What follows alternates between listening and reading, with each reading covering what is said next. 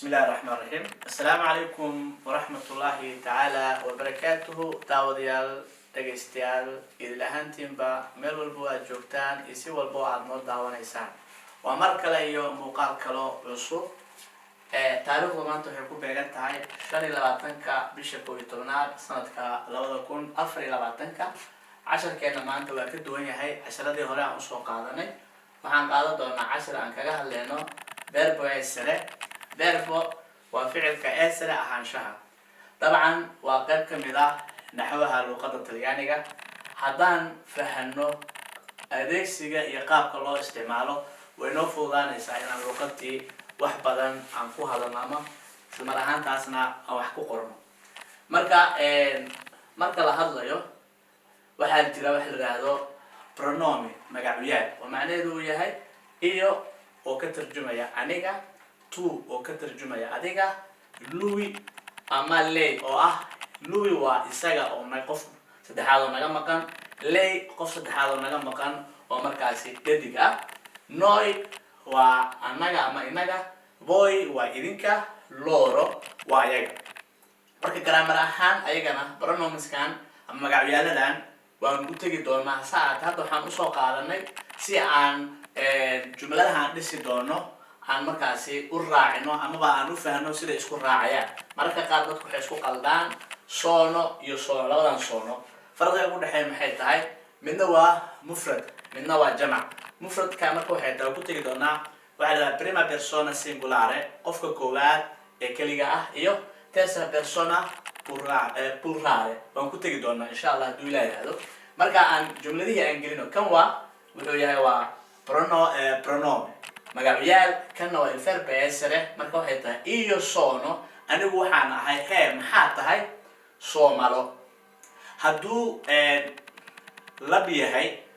waxa la qaadanayaa oo hadii dhadig tahana macnaha waxay tahay hadii aan si fasiro waxay tahay nin ama naag af Soomaali waa si kala qaadayna haduu nin yahay oo ayuu qaadanaya oo waxa la iyo sono soomalo hadii qof dumar tahana waxay leedahay iyo sono soomala okay tu waa adiga segunda persona singolare waa qofka labaad ee mufradka ah naxw ahaan markii loo hadlo waxay qaadanaysaa say marka waxaan raacnay jumlad waxa la tu la raaciyay say waxay tahay tu say adigu waxa tahay maxaa tahay studente waa ardaygaas marka hadana waa sidii oo kale laba dhadiga loo kala qaadaya haduu lab yahay student ayuu noqonayaa haday dhadig tahana studentessa ha isku qaldin iska jir meeshaas si fiican u fiirso tu say adigu waxa tahay maxaan ahay student arday haday dhadig tahana waxay noqonaysaa studentessa waxaan tagaynaa qaybta kale oo si hooseysa Louis waa isaga afka Talyaaniga Soomaaliga wuxuu noqonayaa isaga lay waa iyada marka waxay qaadanayaan verb essere oo macnaheedu waxay tahay Louis ama lay ya asaga ama isaga macnaheedu marka waxay noqonaysaa Louis ama lay Louis isaga wuxuu yahay maestro waa magac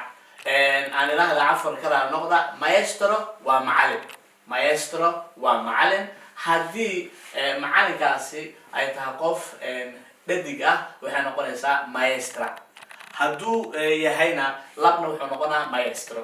waxaan tagaynaa qaybta kale hoose qaybtan hoose waxaan kaga hadlaynaa jamac ama pluralka ama plurale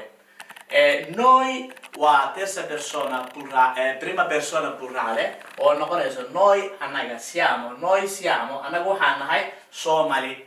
hadii aan meesha ay wada joogaan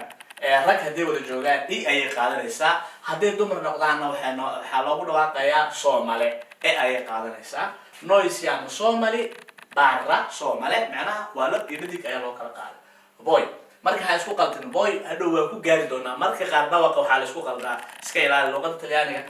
shaqalka ayaa aad u xoog badan boy iyo voy oo macnaheedu tahay voy ma rabtaa ma doonaysa hadda marka taasi ma rabo inaan guda galo hasaatay hordhacaya idinku sii sheegay marka taa waxa loo dhahaa voy oo ah idinka waxay tahay voy siete idinku waxaad tihiin cantanti waxaad tihiin heesayaal voy siete cantanti idinku waxaad tihiin heesayaal waxaan imaanaynaa qaybta hoose loro waa jamac ayaga ayay noqonaysaa ayaga waxay qaadanaysaa sono